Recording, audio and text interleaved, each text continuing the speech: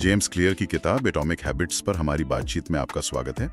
पिछली बार हमने समझा था कि कैसे रोज रोज के 1% सुधार जिंदगी में वो कंपाउंड इंटरेस्ट की तरह काम करते हैं। आज हम आदतें बनाने के 4 नियमों में से पहले और सबसे जरूरी नियम पर बात करेंगे। इसे स्पष्ट बनाओ, मेक इट ऑब्वियस। बिल्कुल। और ये नियम जितना सीधा लगता है उतना है नहीं। आज हम ये समझेंगे कि हमारी ज्यादातर आदतें ऑटो पायलट पर चलती हैं और कैसे हम इस ऑटो पायलट को अपने फायदे के लिए मतलब रीप्रोग्राम कर सकते हैं। हाँ। और इसकी शुरुआत होती है ये समझने से कि किसी भी आदत का ट्रिगर पॉइंट क्या है, जिसे किताब में क्यू या संकेत कहा गया है। चलिए इसी ऑटो पायलट को समझने के लिए एक कमाल की कहानी से शुरू करते हैं। एक पैरामेडिक महिला अपने ससुर को एक फैमिली फंक्शन में देखती है और बस उनके चेहरे को देखकर कहती है, आपकी तबीयत ठीक नहीं लग रही, आपको अस्पताल चलना चाहिए। हाँ, और मजे की बात यह कि उनके ससुर को बिल्कुल ठीक महसूस हो रहा था। उन्होंने तो शायद मजाक में टाल भी दिया होगा। बिल्कुल, उन्होंने कहा मैं तो ठीक हूँ, मुझे तो तुम ठीक नहीं लग रही हो। लेकिन उनकी बहू जिद पर अड़ी रही और कुछ घंटों बाद अस्पताल में डॉक्टरों को उनकी एक बड़ी धमनी में ब्लॉकेज की वजह से इमरजेंसी सर्जरी करनी पड़ी। और उनकी जान बच गई। हाँ, उनकी जान बच गई। अब सवाल यह है कि उस पैरामेडिक ने ऐसा क्या देखा जो किसी और को, यहाँ तक कि खुद उनके ससुर को भी महसूस नहीं हुआ। ये हमारे दिमाग के एक मतलब अविश्वसनीय क्षमता को दिखाता है। हमारा दिमाग एक प्रिडिक्शन मशीन है। Prediction machine? हाँ, वो लगातार अपने आसपास की दुनिया से जानकारी इकट्ठा करता है और पैटर्न ढूंढता रहता है। उस पैरामेडिक ने अपने काम में हजारों मरीजों को देखा था।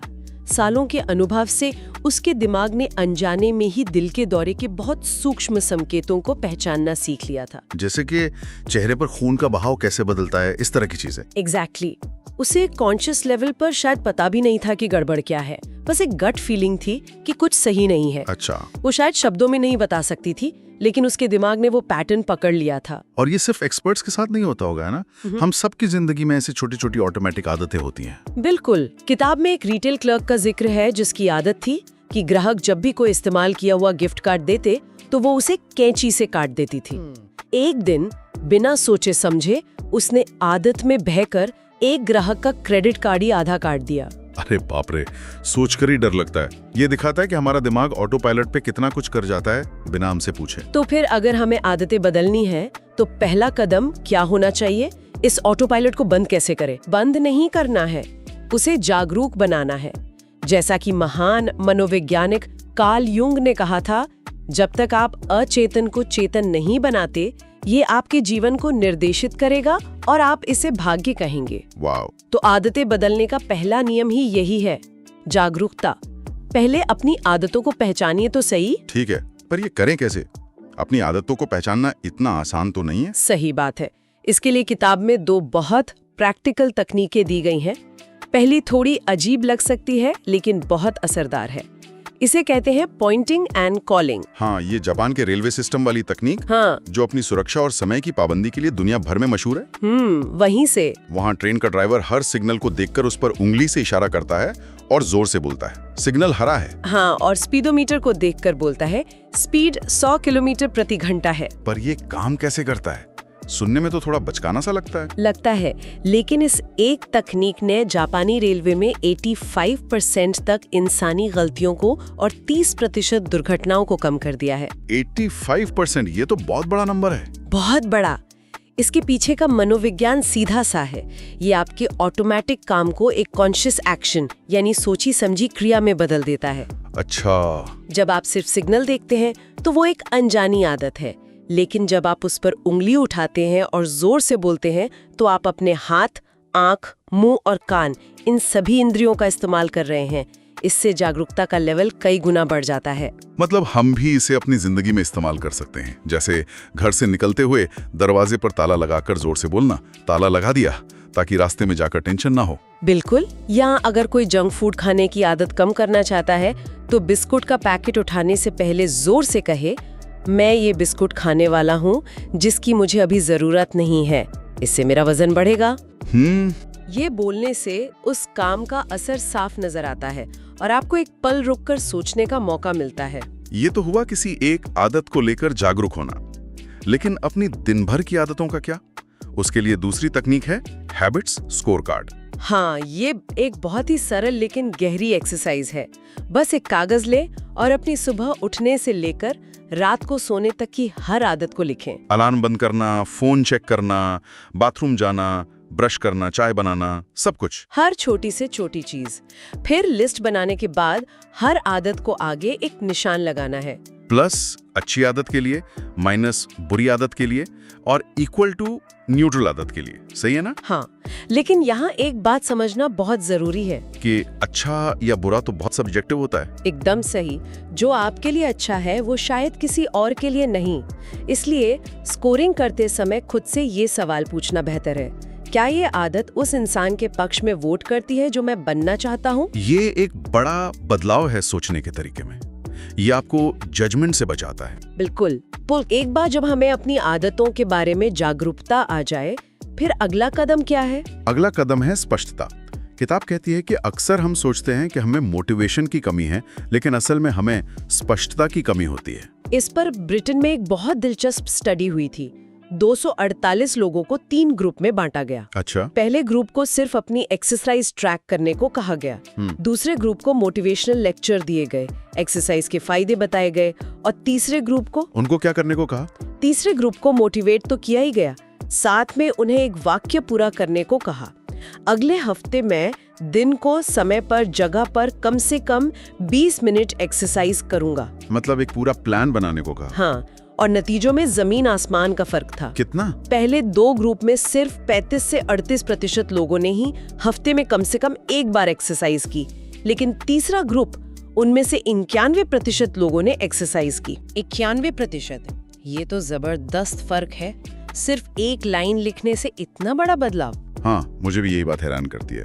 हम अपनी मोटिवेशन को दोष देते रहते हैं, जबकि असल में कमी सिर्फ एक साफ प्लान की होती है। बिल्कुल, क्योंकि जब एक्शन लेने का वक्त आता है तब सोचने की जरूरत ही नहीं पड़ती। दिमाग को पहले से पता होता है कि उसे क्या, कब और कहाँ करना है। इसी को किताब में इम्प्लीमेंटेशन इंटेंशन कहा गया है। इसका फॉर्मूला है, मैं व्यवहार को समय पर, जगह पर करूंगा। हाँ, ये मैं ज्यादा किताबें पढ़ूंगा जैसे धुंधले इरादे को मैं रोज रात को 10 बजे अपने बिस्तर पर 15 मिनट के लिए किताब पढ़ूंगा जैसी ठोस योजना में बदल देता है। और मुझे लगता है कि इस प्लान को अगर किसी पुरानी पक्की आदत से जोड़ दें तो ये और भी पावरफुल हो जाता है। हाँ, यहीं पर डिड्रो इफेक्ट की कहानी आती है। 18वीं सदी के फ्रांसीसी दार्शनिक डेनिस डिड्रो की कहानी। उन्हें किसी ने तोहफे में एक बहुत ही खूबसूरत महंगा लाल रंग का गाउन दिया। वो गाउन इतना शाही था कि अचानक उन्हें अपने घर का बाकी सारा सामान पुराना और भद्दा लगने लगा। और फिर उन्होंने एक नया गलीचा खरीदा, फिर महंगी कुर्सियां। एक चीज ने दूसरी चीज खरीदने की एक चेन रिएक्शन शुरू कर दी। ये दिखाता है कि हमारा एक व्यवहार अगले व्यवहार के लिए एक संकेत या क्यू बन जाता है। हम शॉपिंग के इस नेगेटिव असर को आदतें बनाने के लिए पॉजिटिव तरीके से इस्तेमाल कर सकते हैं। और इसी को हैबिट स्टैकिंग कहते हैं। बिल्कुल। इसका फॉर्मूला है, मौजूदा आदत के बाद मैं नई आदत करूंगा। आप एक नई आदत को किसी ऐसी आदत के साथ चिपका देते हैं जो आप पहले से ही रोज करते हैं। जैसे ऑफिस से घर आकर जूते उतारने के बाद मैं तुरंत अपने जिम के कपड़े पहन लूंगा। सही। यहाँ जूते उतारना जो पहले से ही पक्की आदत है, वो नई आदत के लिए एक बहुत ही स्पष्ट और भरोसेमंद संकेत बन जाती है। ये सब तो हो गया अपनी आदतों और योजनाओं को दिमाग में स्पष्ट बनाने के बारे में, लेकिन किताब में एक और भी शक्तिशाली आइडिया है। मोटिवेशन से ज्यादा जरूरी माहौल होता है। हाँ, ये बहुत ही गहरा विचार है। हम अक्सर अपनी इच्छा शक्ति को बहुत ज्यादा महत्व देते हैं। बोस्टन के एक अस्पताल में डॉक्टर एनी थॉर्नडाइक ने एक एक्सपेरिमेंट किया। उन्होंने अस्पताल की कैफेटेरिया में लोगों की खाने की आदतें बदलने की सोची, लेकिन बिना किसी को एक शब्द कहे। तो उन्होंने किया क्या? कोई लेक्चर नहीं दिया, कोई पोस्टर नहीं लगाया? कुछ नहीं। उन्होंने सिर्फ माहौल बदल दिया। कैश काउंटर के पास वाले फ्रिज में, जहां पहले सोडा की बोतलें रखी होती थी, वहां उन्होंने पानी की बोतलें रखवा दी। अच्छा। और कैंटीन में हर फूड स्टेशन के पास पानी की बोतलें रखवा दी। नतीजा, 3 महीनों में सोडा की बिक्री 11% कम हो गई और पानी की बिक्री 25% से ज्यादा बढ़ गई। वाह! सिर्फ पानी को ज्यादा ऑब्वियस यानी स्पष्ट और सामने रखकर। हाँ। ये मनोवैज्ञानिक कर्ट लेविन के सिद्धांत को साबित करता है। व्यवहार इज इक्वल टू व्यक्ति x उसका वातावरण। हम सोचते हैं कि हमारा व्यवहार हमारी पर्सनैलिटी से तय होता है, लेकिन सच तो ये है कि हमारा माहौल बहुत बड़ी भूमिका निभाता है। मतलब अगर डाइनिंग टेबल पर बिस्कुट का डिब्बा रखा है तो उसे खाने की इच्छा होगी। बिल्कुल। सुपरमार्केट इसी साइकोलॉजी का फायदा उठाते हैं। जब वो चॉकलेट और कैंडी को बिलिंग काउंटर पर रखते हैं। ये सुनने में तो अच्छा लगता है, पर क्या ये वाकई इतना आसान है? खासकर इंडिया में, जहां अक्सर परिवार साथ रहते हैं और घर छोटे होते हैं, हर काम के लिए एक अलग जगह तय करना मुश्किल हो सकता है। बहुत अच्छा सवाल है। यहाँ माहौल को डिजाइन करने का मतलब ये नहीं है कि आपको एक बड़ा घर चाहिए। इसका मतलब है अपने मौजूदा स्पेस को स्मार्ट तरीके से इस्तेमाल करना। अच्छा, वो कैसे? अगर आप एक ही कमरे में रहते और काम करते हैं तो भी आप छोटे छोटे बदलाव कर सकते हैं। जैसे काम खत्म होने के बाद लैपटॉप को बैग में या अलमारी के अंदर रख दें, उसे अपनी नजरों से हटा दें। ये एक संकेत है कि अब काम का समय खत्म हो गया है। मतलब एक जगह एक उपयोग का मंत्र अपनाना। हाँ, कोशिश करें कि आपका बिस्तर सिर्फ सोने के लिए हो, उस पर बैठ के खाना न खाएं या काम न करें। धीरे धीरे आपका दिमाग उस जगह को उस एक आदत से जोड़ लेता है। तो अच्छी आदतों के संकेतों को अपने रास्ते में रखें। जैसे अगर गिटार सीखना है तो उसे केस में बंद रखने के बजाय लिविंग रूम के बीच में स्टैंड पर रखें। एकदम सही। और अगर फल ज्यादा खाने हैं तो उन्हें फ्रिज के अंदर रखने की जगह डाइनिंग टेबल पर एक सुंदर से कटोरे में रखें। तो अगर अच्छी आदतें बनाने का पहला नियम इसे स्पष्ट बनाओ है, तो जाहिर है कि बुरी आदतों को तोड़ने का नियम इसका ठीक उल्टा होगा। इसे अदृश्य बनाओ। बिल्कुल। और इसका सबसे शक्तिशाली उदाहरण वियतनाम युद्ध के दौरान अमेरिकी सैनिकों का मिलता है ना? हाँ, उस समय ये एक बहुत बड़ी राष्ट्रीय चिंता का विषय था कि वियतनाम में तैनात लगभग 20% अमेरिकी सैनिक हेरोइन के आदी हो गए थे। 20%? ये तो बहुत बड़ा आंकड़ा है। हाँ, और सब डरे हुए थे कि जब ये हजारों सैनिक घर लौटेंगे तो देश में नशे की एक बड़ी समस्या खड़ी हो जाएगी। लेकिन जो हुआ उसने सबको हैरान कर दिया। क्या हुआ? जब वो सैनिक घर लौटे तो उनमें से 10 में से 9 ने लगभग रातों रात नशा छोड़ दिया। 10 में से 9 ने? बिना किसी रिहैड के? ये कैसे हुआ? क्योंकि उनका माहौल बदल गया।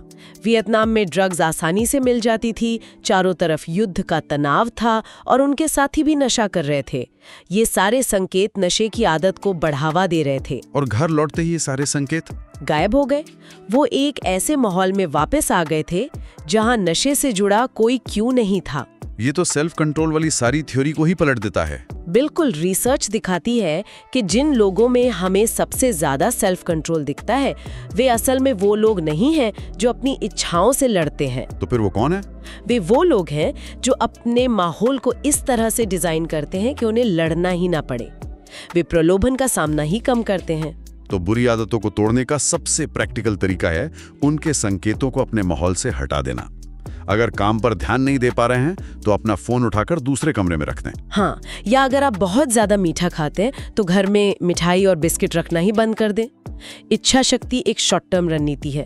आप उसे 1 या 2 बार इस्तेमाल कर सकते हैं, लेकिन हर रोज उस पर निर्भर रहना थका देने वाला है। तो लंबे समय में सफलता की कुंजी आपका डिसिप्लिन होना नहीं, बल्कि आपके माहौल का डिसिप्लिन होना है। एकदम सही। तो आज की बातचीत का निचोड़ ये ही है। आदतें बदलने का पहला नियम है अच्छी आदतों के लिए संकेतों को अपने रास्ते में रखो, उन्हें स्पष्ट बनाओ।